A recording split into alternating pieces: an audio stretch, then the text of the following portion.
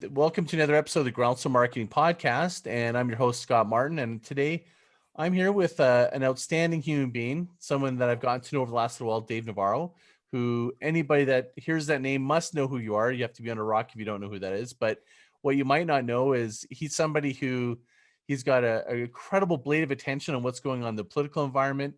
He's got a keen sense of understanding of what is now in culture. He's driven a lot of culture, and he's got some amazing new projects that I want to dive into. But most importantly, I feel like he's one of the people that can really unlock some ideas and insights around how to build a organic groundswell and basically beat the system to make massive impact. So welcome to the show, buddy. Thank you, man. Thanks for having me. So For those of your listeners who don't know, Scott and I met on the Tulsi Gabbard campaign. that's right. That's where we first met, and we've become friends ever since. And I reached out to Tulsi not too long ago. Oh, did she get back to you? Oh yeah, it was very nice. Yeah, it was very nice.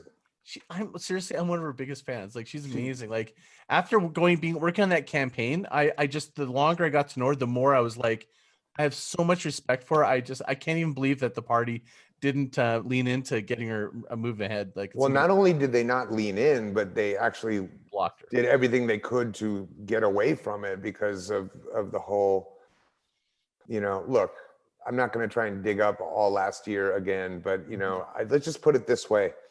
I'm relieved that we are going back to corruption as we're used to it. Yeah. Do you know what I mean? Like, yeah, it's like there has been the least disastrous option, maybe. Well, I mean, like, if you think about corruption in politics, it's always been there. If you think about Abraham Lincoln, they did counterfeit tickets to get into the convention to get him more delegates to get elected. I mean, it's just record. It's just history. Oh yeah, I mean, like, there's been corruption and cheating in politics since politics began.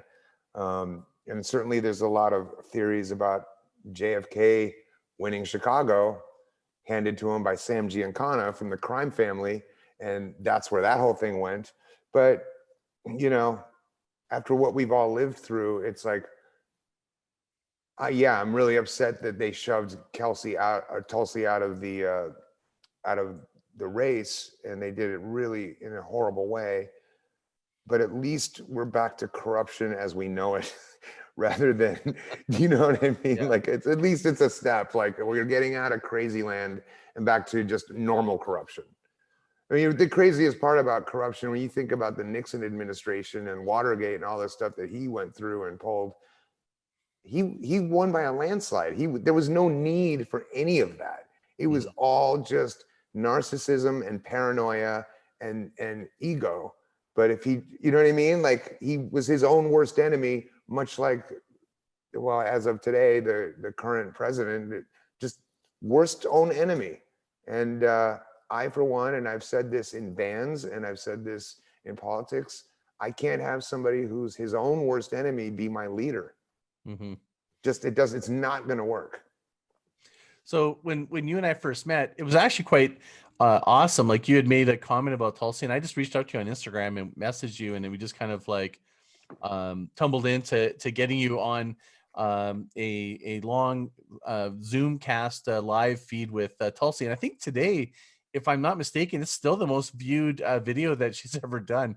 Wow. It's like, and it still gets tons of views. And if anyone ever watches it, just at a point of view, that just underscores the surprise I had when I got to know Dave. And the more I get to know him, I'm always like, you always get funny because I'm always laughing because I'm like, oh my God, you just are like this multi-dimensional individual that has all this depth that most people have no idea. I think part of that is my own fault because, being in the rock bands I've been in, and obviously being through some of the things I've been through on a public level, it's very easy for people to paint me with a certain brush, I suppose. I'm an ex-drug addict. I was married to Carmen Electra. I was in the Red Hot Chili Peppers and Jane's Addiction, and kind of had, whatever kind of persona. And especially when MTV used to play music, back when I was on it, I put out probably a lot of false, I don't want to say false, but maybe there was definitely a sense of theatrics. Let's put it that way. It's not false. What we tend to do as artists is we'll take a really true part of our persona and blast it as huge as we can to hide from all this other stuff that we don't want you to see. So like we'll take Not like everybody though. it is, but especially with artists, when you're putting it out on a global level, that's how the globe sees you, you know? So I take responsibility for that, I think a little bit, but I take what you're saying as a compliment to find me multidimensional, because by my own admission, I spent a lot of years putting out one dimension, you know? So I think that's why it catches people by surprise. Totally. And you know, if I look at like some of the work that I'm seeing today, it's like this is a marketing show. Mhm. And I guess maybe just to connect, like, you know, I wanted Dave to come on because, you know, some of the projects that he's currently working on are about making change, and marketing is all about change. And whether you're in a band, whether you're trying to change corruption, or, you know, I think we'll love talking about your art project, your movie you produced, and your new brand that you've been working on.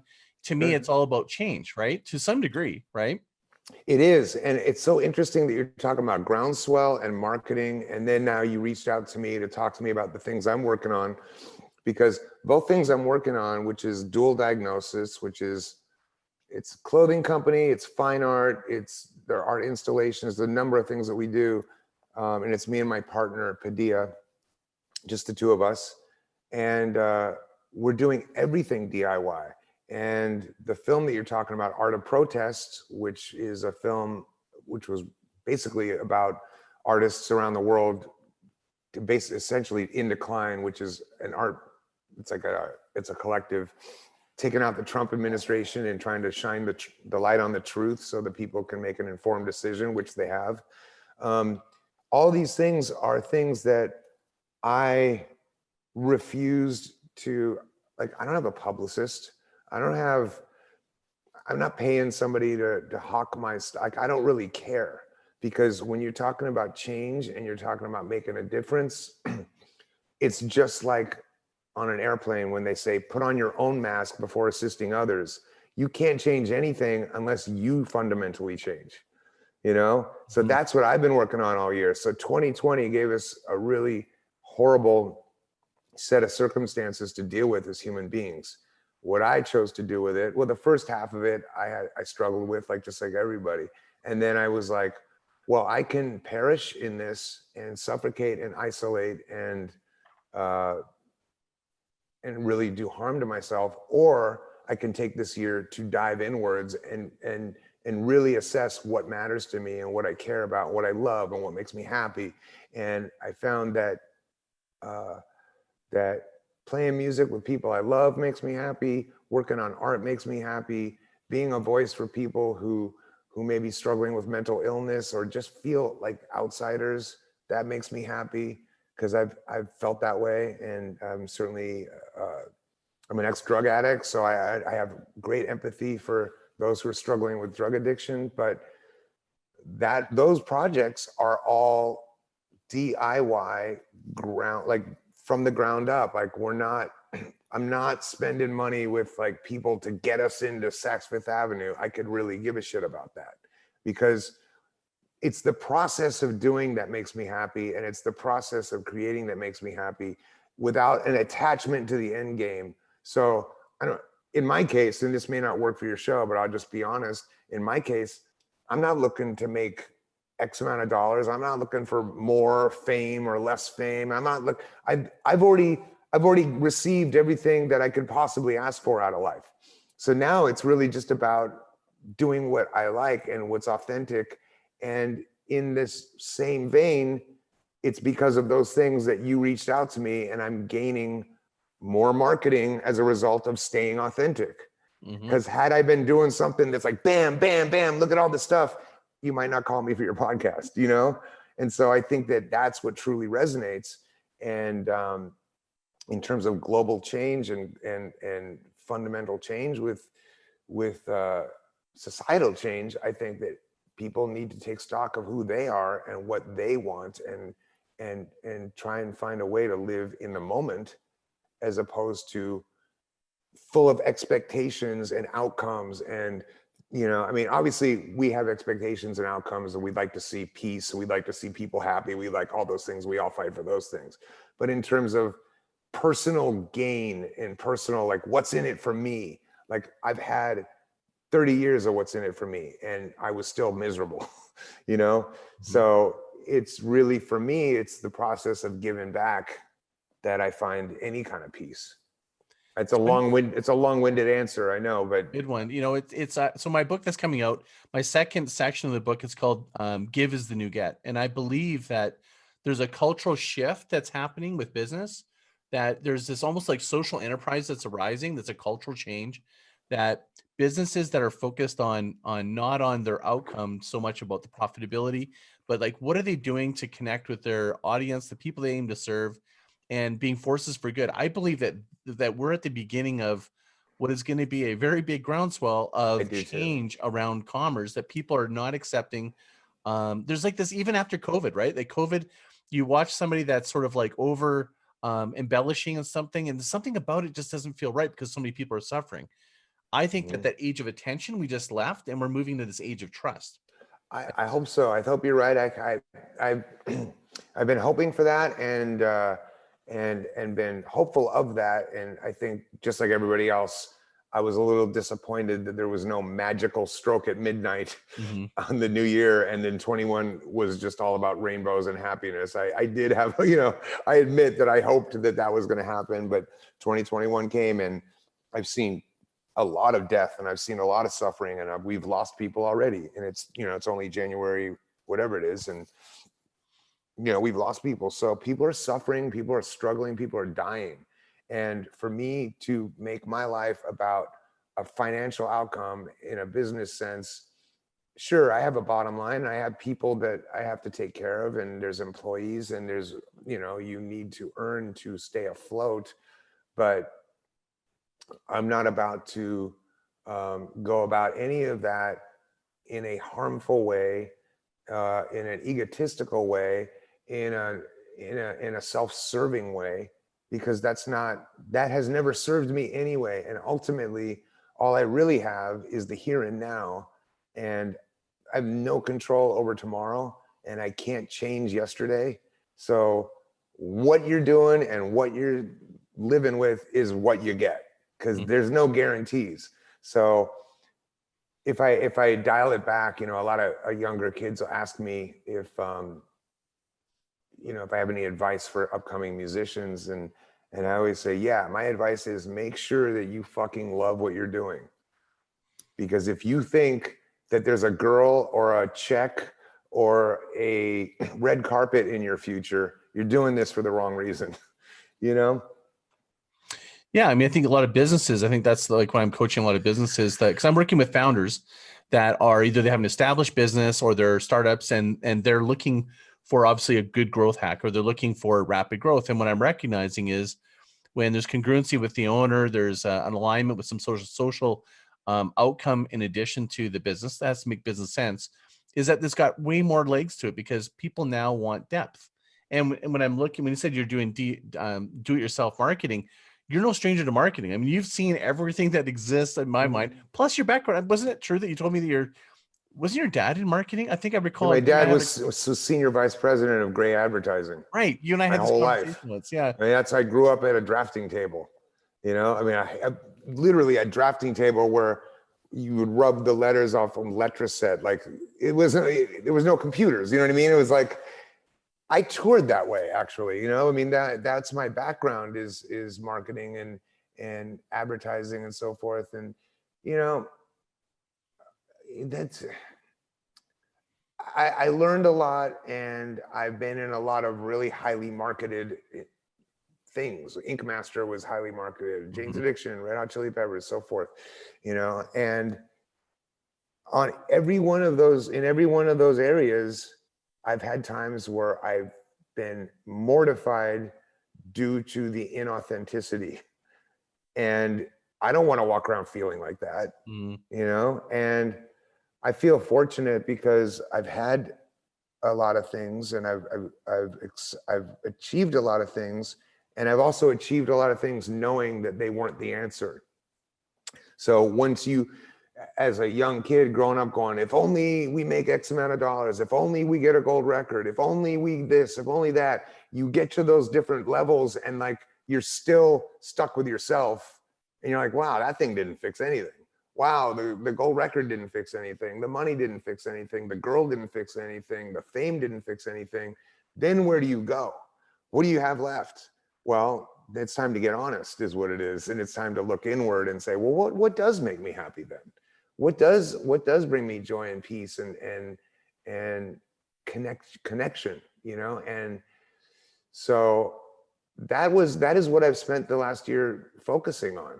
And I got to tell you, man, what you're saying really falls in line to what I'm thinking. I mean, of course, we all need to make a living. I'm not saying that that I'm doing everything DIY to thwart a living. You know, I want to make a living, but I want to do it on our terms so we can remain authentic. And if we remain authentic, then we're going to hopefully penetrate human hearts.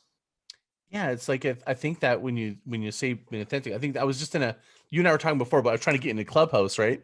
I was hosting a Clubhouse for like 3.5 hours where I was doing a Q&A with some other people, and that came up over and again about being authentic. And the idea of being authentic is, I think it has a magical change, which is when marketing you think of as being pushed, like let's go get attention, let's go. What do we have to spend to go and push it out there, as opposed to pull. Yeah. Well, as they say in 12-step programs, attraction, not promotion. Interesting. Yeah. So that's why people who are members of 12-step programs don't go out and knock on doors and tell people, you got to read this book.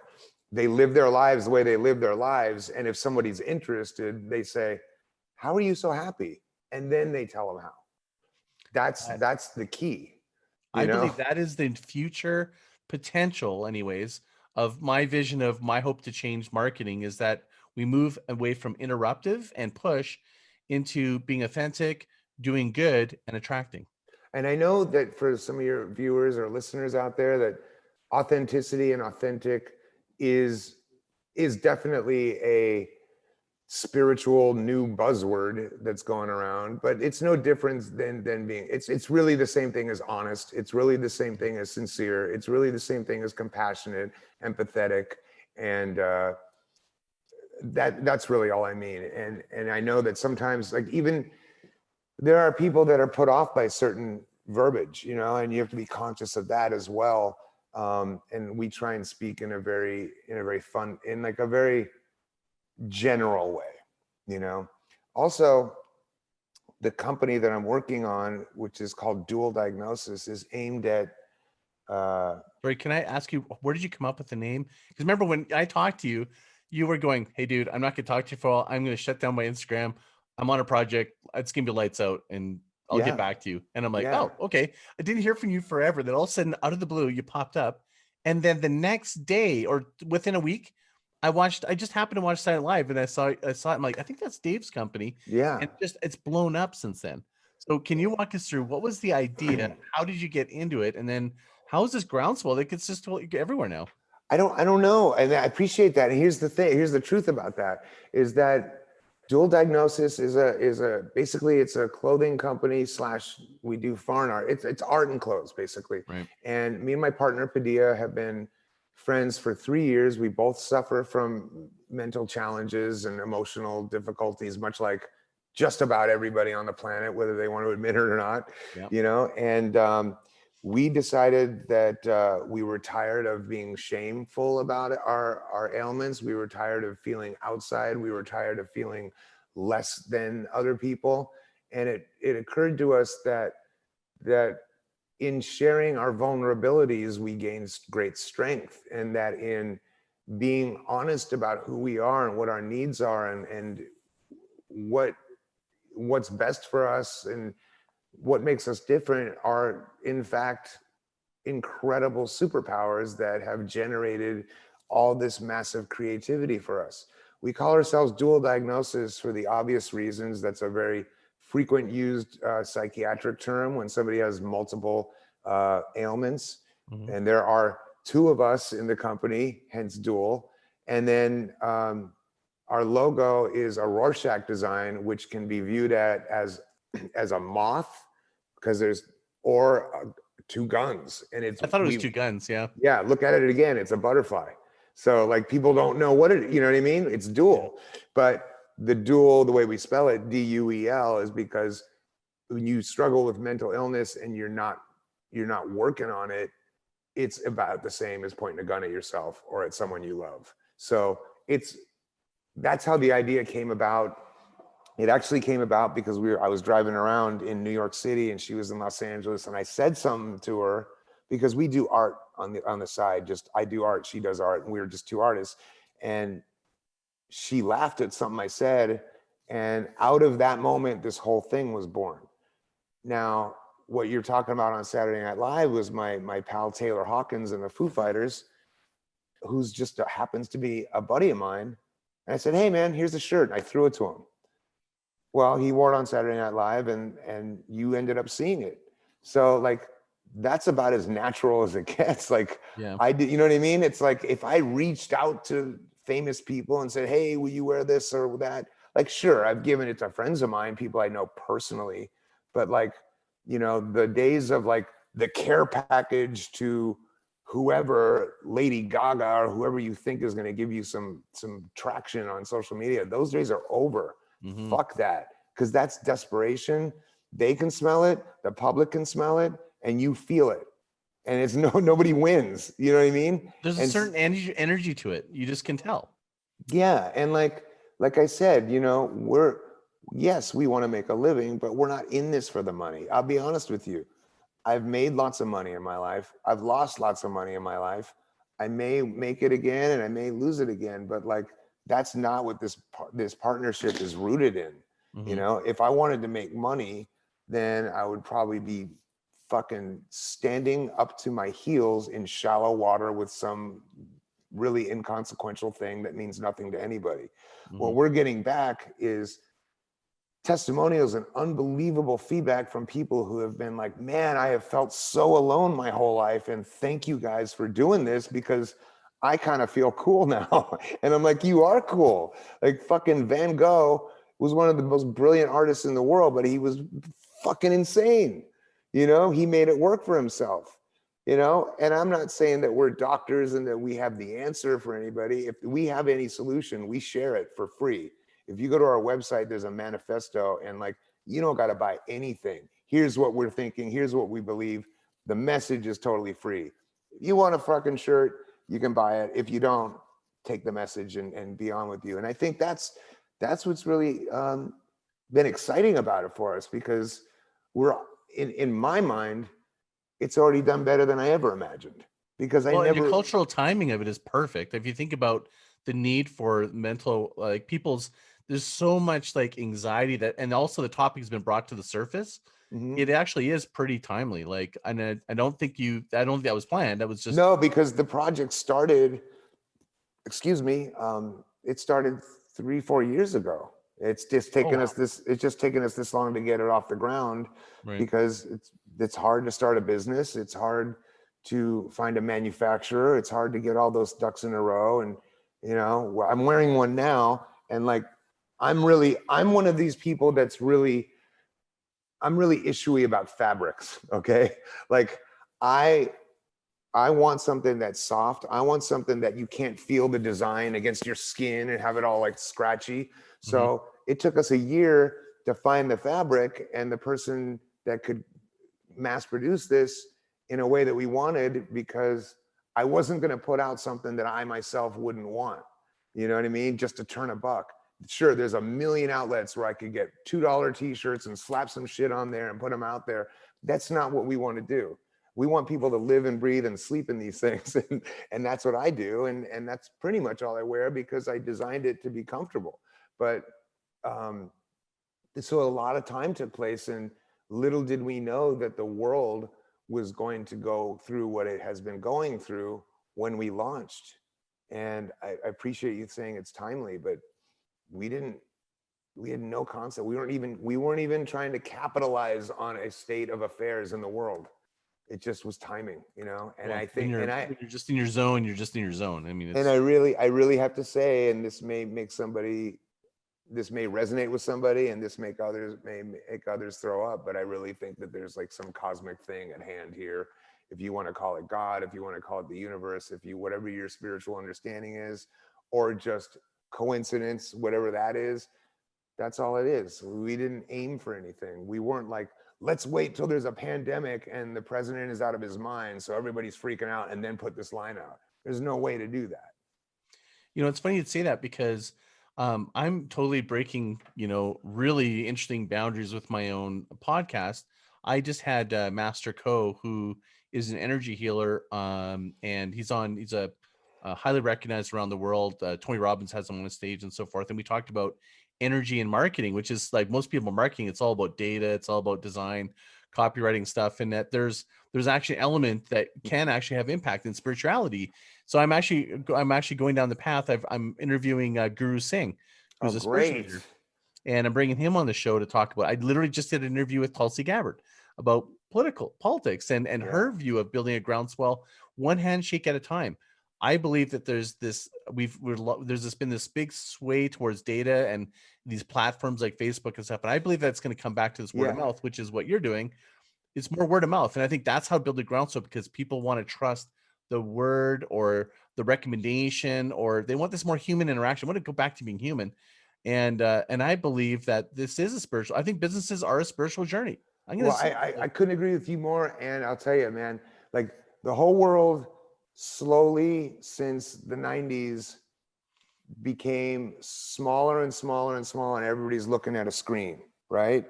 And that's what's been happening for the past however long. And then we got hit with this pandemic, and now that's all we have. And people are like, I'm fucking tired of this thing. You know what I mean? Like, I want something like that's human, that I can touch and experience and all that stuff. Like, I got rid of Facebook. I got rid of Twitter. The only reason I got Instagram is because I'm a visual person. I like visual arts, and so that's the one platform I have. And I could frankly, excuse my language, give a shit what anybody thinks of. And here's another thing. I have my comments off. Like, yeah, I noticed that you took it off this time. You know why? Because somebody who has an opinion in Wichita that I don't know who they are, they're not entitled to share that with me. Why have we all of a sudden normalized that? The human condition, the human being, our brains, our bodies, were not made to share things on a global level and hear what the globe thinks back.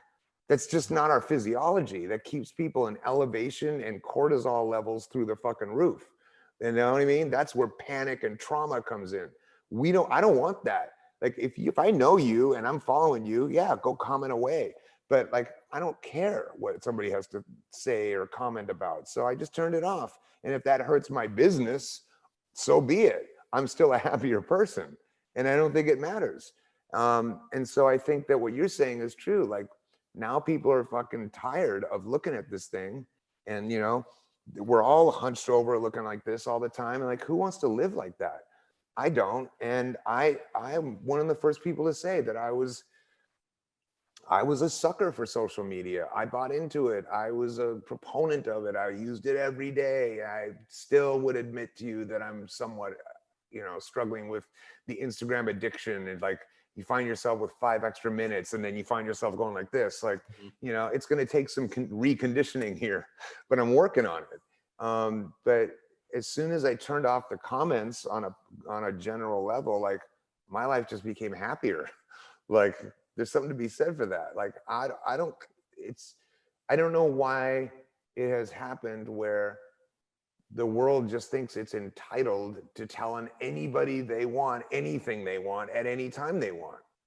Why? There's no consequence behind a wall, and they're just this one way. Like, they're just dropping it like a little bomb, like a little. Well, you talk about the Groundswell, and you talking about that stuff. Like, my band Jane's Addiction started in 1985, 1986, before all this stuff, and the only way we got anywhere was by word of mouth.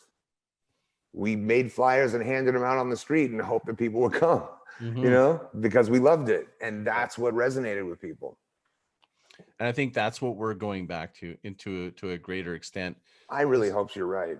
There's this one platform I got to tell you about that we talked about before, which is Clubhouse. I don't And know anything about Clubhouse. I'm gonna tell you a little bit about it because I think Okay. it's really relevant.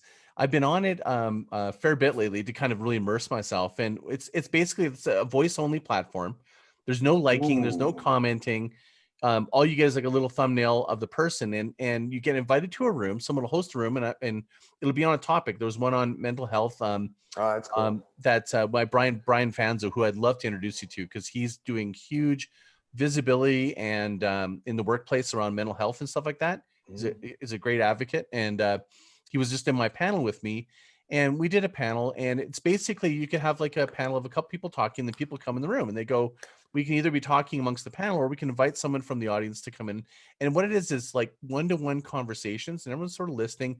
And what it is, because there's no screen, there's no video, no liking, what I found is it's fostered this community of like helpful conversations. Like we're in a coffee table and caring. It's like I can't describe it. It's like it's like everything I ever wished social media to become. Yeah, I think this is it. It'll probably find a way of getting wrecked, but for there now, will. But for now, that's great. I mean, everything found a way to get ripped. But like when it's just your words and your voice. First of all, you can hear the vulnerability in the actual spoken word, and you've taken away the visibility.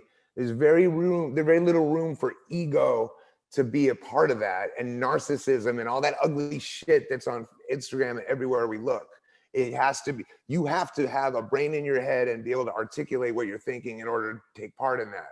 Where everything else, you don't have to have those things necessarily. Totally. Like if you're a charlatan, you'll die on this. Yeah. If you're a genius and you're genius and you're here to help and you want to serve people, you will rise.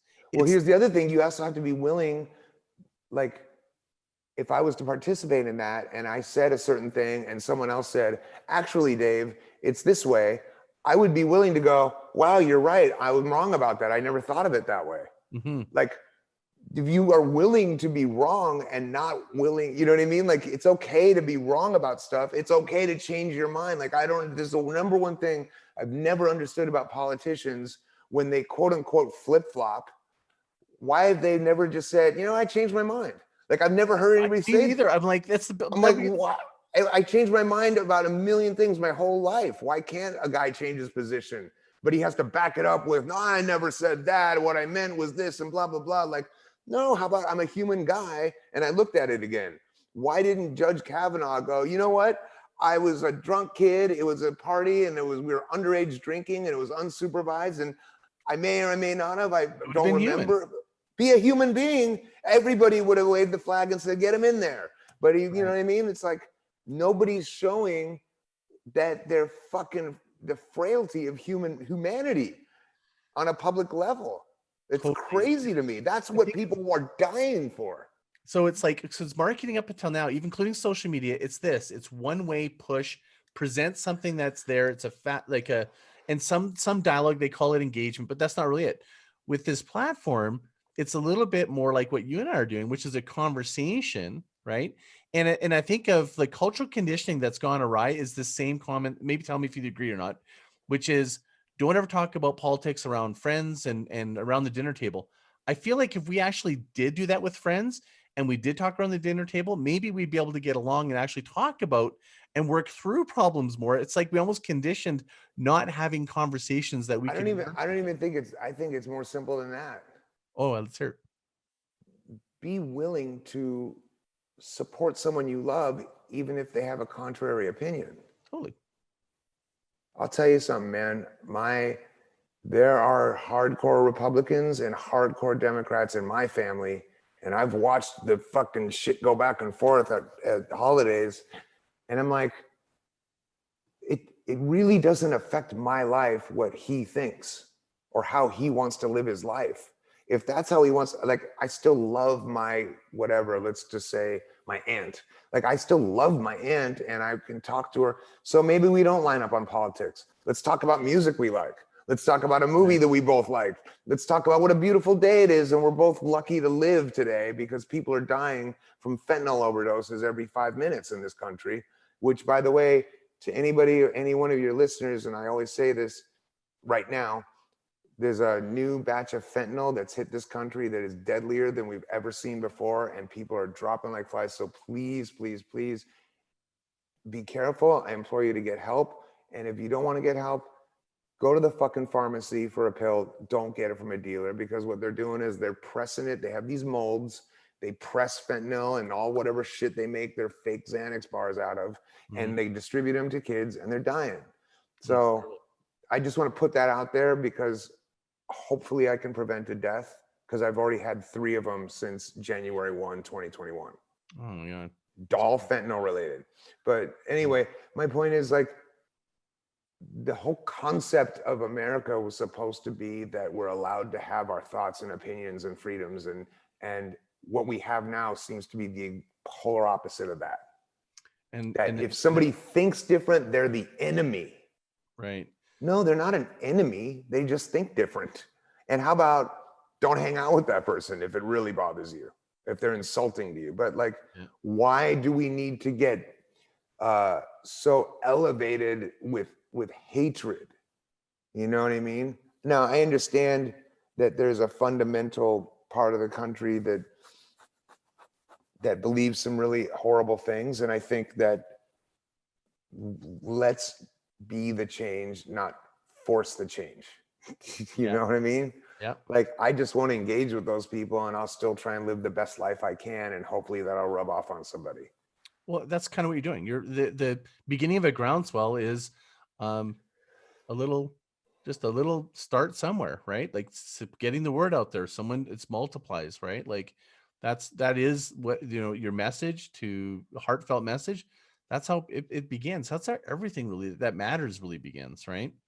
If it doesn't matter, people don't want to share it, right? I think so. I think that's a lot of reason. If I can attribute it to music, that's why a lot of people love their favorite band's first or second record and nothing afterwards, because the first or second record is when they were true to themselves, and everything after was chasing the fucking more money, more this, more that, blah, blah, blah, blah. And people get involved in record labels and managers.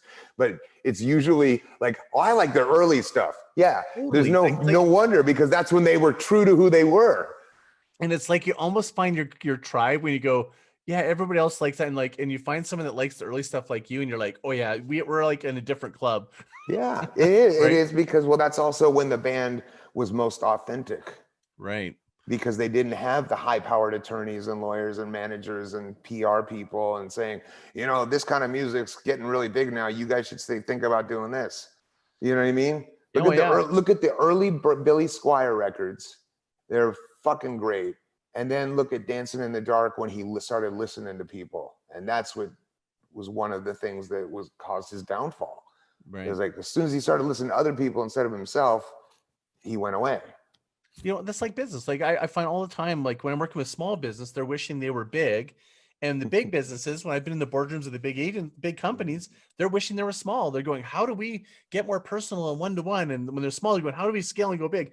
It's like, it's so funny. It's like, when you're a little kid, you always want to be an adult, and when you're old, you're like, oh, I know. Well, I will say that I do not wish to be a little kid anymore. I'm very happy to be on this planet as long as I have, and I'm happy to have had an opportunity to be in bands when the music model worked, because right now it's just it's not even exciting anymore, so for me, I'm saying for me, I'm not saying it is that way, but I loved it when I had to go to the record store, and only connection I had to the band was the picture on the thing and the record and the liner notes, and that's it. I couldn't tweet the guy what I thought about it and wait for him to respond. Like, why am I entitled to tell Robert Plant what I think? Like, why do people do that now? Right. It's just a given now.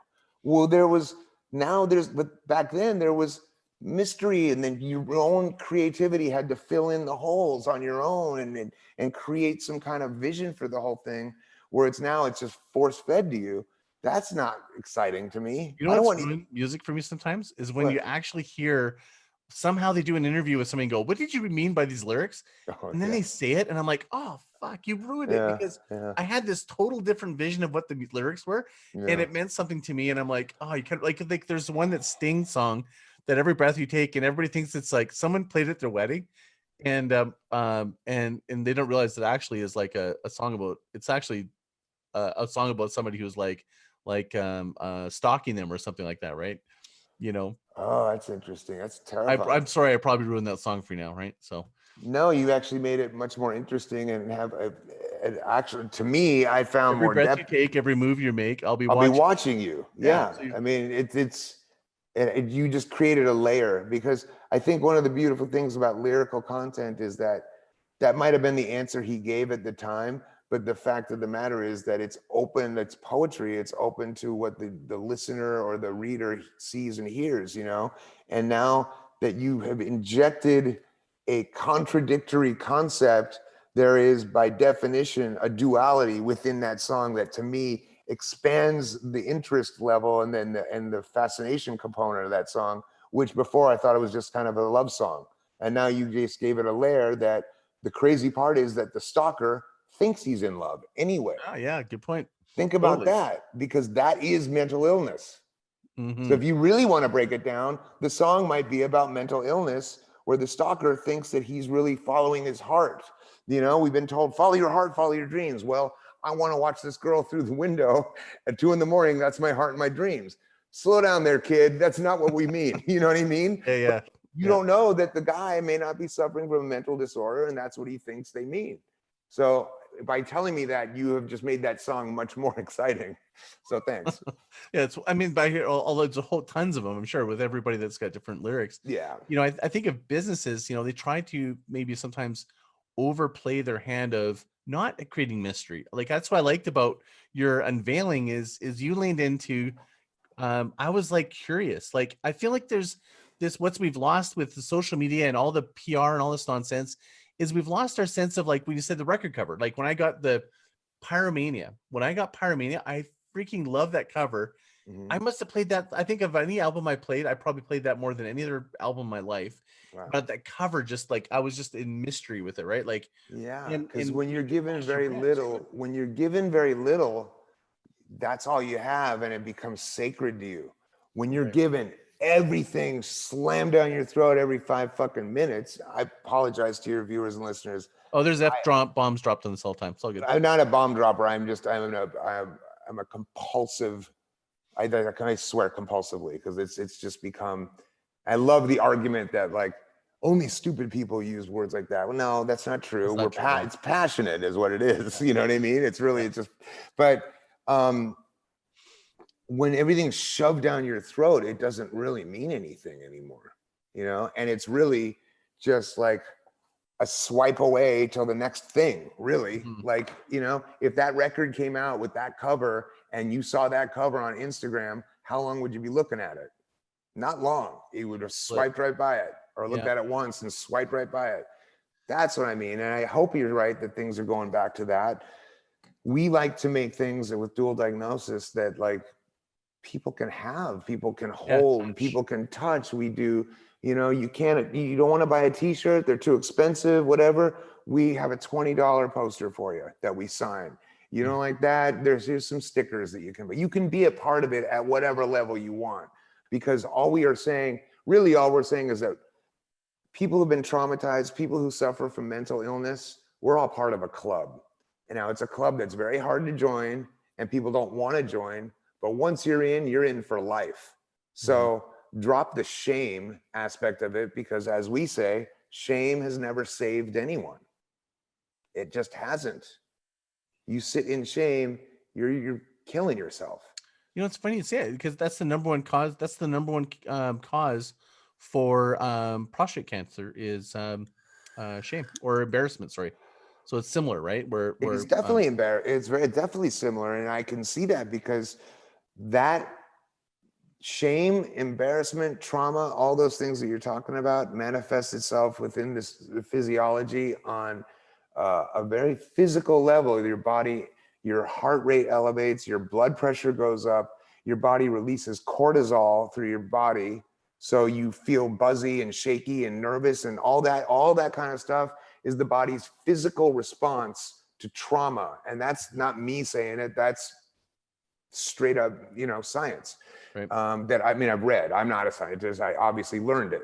But I was about to say you're a scientist as well. Oh God. well, I That's try, my you know what I list. try to do is I try to preemptively say the things that the guy out there who wants to tell me, oh yeah, you said this. I try and clean it up as I go. Because I always know there's somebody who can't wait to fucking message me and say, you think you're a scientist? No, Oh I my don't think God. I'm a scientist. You must be like really tough to always feel like you're like, It's a you're walking nightmare. on shells sometimes, you It's know? a nightmare because I came up at a time when there was no social media Right. and you would do interviews and that was it. Now you do interviews and you potentially hear back from the entire planet.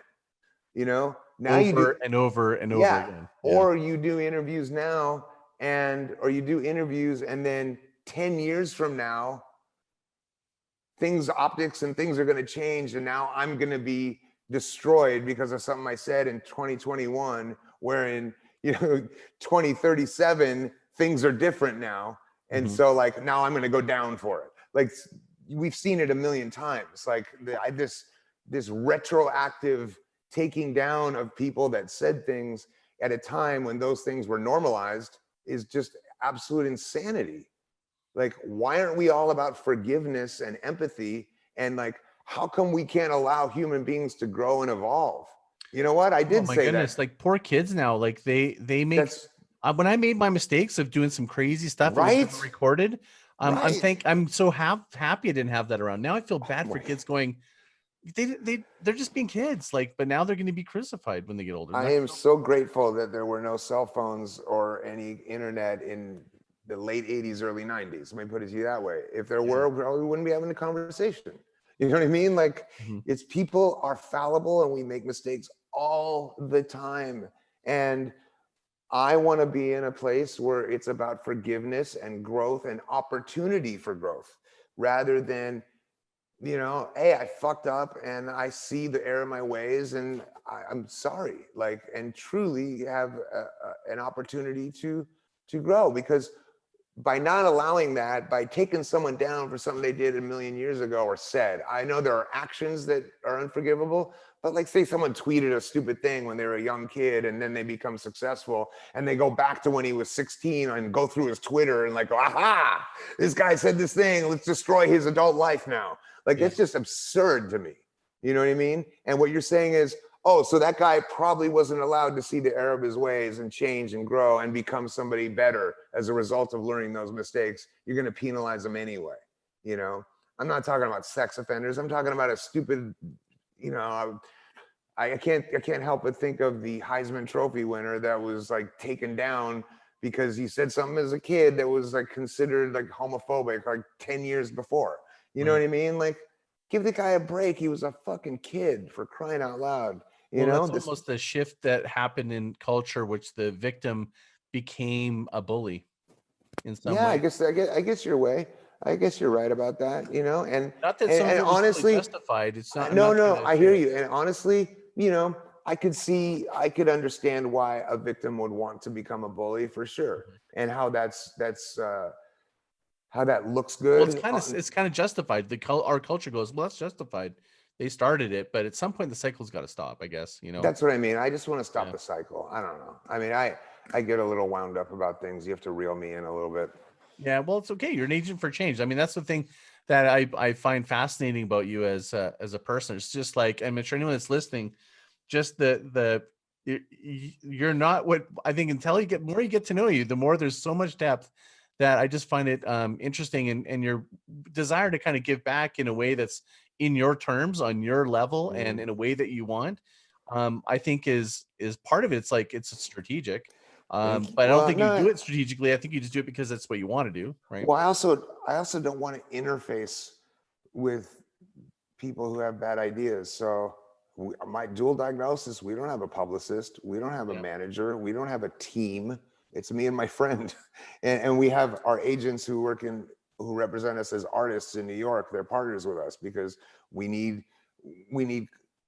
business minds that know what we don't know what we're doing. You know what I mean? Like, we just made this stuff and was like, okay, here's our stuff. And like, but now we have to deal with filling orders, and that's, how to, like how to manufacture, fill orders, send them out, the whole thing. Like, we don't know anything about taxes. We don't know any of that stuff. We just were the creative part of it. So we have people that help us with that. But like, you know, I could ram it down the world's throat like this is the new thing and hire some fucking firm to like push it out. Like, I don't want that, because that's where it's just going to go south. That's where, like, I like this lifestyle. I like making stuff every day. I like waking up and interacting with some people who have been really moved by some things we did. And I've always said, man, I'd rather be sitting on the side of the road with jumper cables and a broken down, station wagon, waiting for someone to give me a jump and happy, than miserable on a fleet of private jets. Mm-hmm. Because there are people flying around the world in private jets and they're fucking miserable people. Yes. I don't want any part of that. Yeah. I don't want any part of it. I don't. I'm tired of it. I'm tired of suffering and misery, and just it's senseless. We don't have to do that way. We don't have to live that way. Yeah, you want to live in a beautiful state, and people don't realize that they create their own suffering. And I'm the same way. Like, I can make way more money going marketing big companies like I was. There was no fulfillment for me. I get more fulfillment in helping businesses transform to be forces for good, or they are, and how can I help them grow. And Groundswell marketing, this methodology of doing word of mouth and being, intentional, being present, being helpful, making a difference, being a change agent, it's not for everybody. No, it's not. For the And get-rich quick. I'll tell you something else. If you had called me up on the phone and said, hey, come on my podcast to talk about this new Groundswell marketing idea, I would have said, it doesn't really sound like something I'd want to do, but I know you as a person. And I was like, I didn't even know what we were going to talk about. It's Have true. you even noticed that? I never asked. You didn't. You said, do you want to be on my podcast? I was like, yeah. I didn't know where this was going to go. I'm excited where it's going, but Well, we built trust, right? You trust me. Yeah, I'm yeah. not gonna there's some trust here. Yeah. And so as it turns out, what you're actually doing is very much in line with what I'm doing. And I mean, in terms of the ideology behind it. Thank you. Yeah, I know. I agree. And I've always thought that when we got to know, we just never, it's just you kind of went away after the Tulsi Gabbard and you were kind of doing your thing, which is well, I also shut down all social media and was very, very much against, I needed my life back. You need to tap out. Yeah. You know what I mean? Like, I remember. I'm like, what am I doing? Like dancing around in front of however many people for what? Like, why does the world need to know every goddamn move I make? Yeah. They don't care and they don't need to know. You know what I mean? And it wasn't really until I felt like I had something to give back and to share and say, oh, this is what I'm up to. And if you're interested, go check out this thing, even recently, I'm just really careful. I'm very selective about it. That's all. Like, rarely is it about me, and it's more about who I'm with and what I'm interested in and things that I love and things that I think are important, rather than like, some badass thing that I think is going to get me likes. And I just don't like living that way. Yeah, my podcast isn't exactly going to make your business blow up. So my audience, no, I know, but on the flip side though, you are going to shed light and make a difference in my audience, which is looking for, like, it's all about me demonstrating in different ways with meaningful people that this business and this approach, it's not just the outcome of growth of the business, but it's also the growth of your personal journey and being happy all along the way. It's like, it matters. It and does. some people, you've been on the other side, you've achieved all the success, and here you are doing this approach. And to me, I'm going, it not only is it smart from a business standpoint, and it beats out the systems, and it's cheaper, and it's sustainable. By the way, it's also really fun. It's a blast. It's having so much fun. I've never been happier or had more fun in my life. And I've had a long, successful and life, and one with many pitfalls and low points as well. And I can tell you that never in my whole life have I been more at peace. And it's because I let go of all that stuff. Like, I just don't care. It just, I know it's not the answer.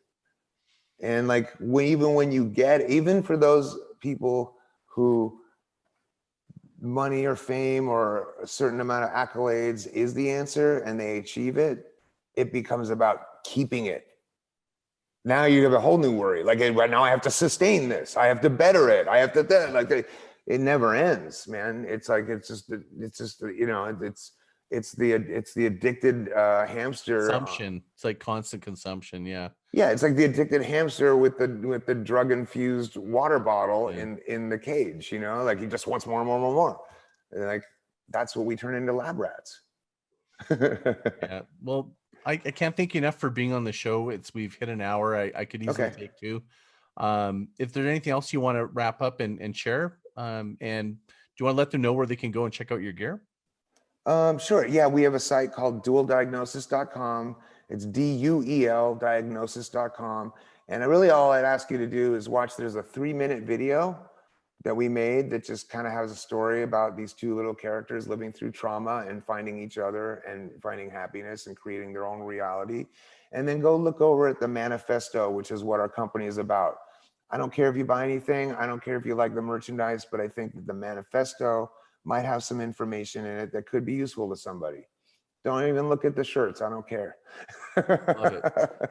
Right on. Thanks, man. Thank you so much, man. Yeah, you got it. Anytime, Scott. Anything for you. And please send my love to Tulsi if you speak to her. You bet.